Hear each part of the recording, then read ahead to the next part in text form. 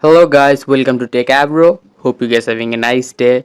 In this video I'm going to show you how can you cancel premium plan on Spotify. So to cancel premium plan, at first launch your Spotify app.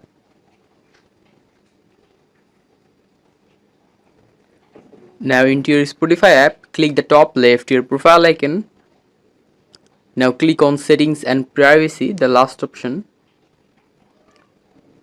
Now after that, here you can see go premium, but in your case you will see view your plan option.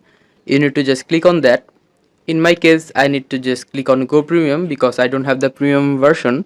I'm just showing you how you can cancel it. So after that, just click on view plan,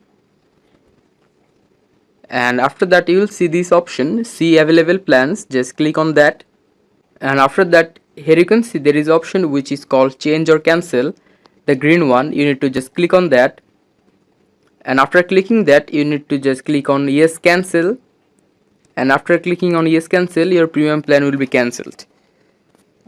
So guys, that's how you can cancel Spotify premium. Hope you find this video helpful. If you find it helpful, then give a thumbs up and don't forget to subscribe. Take care bro. Thank you very much for watching the video.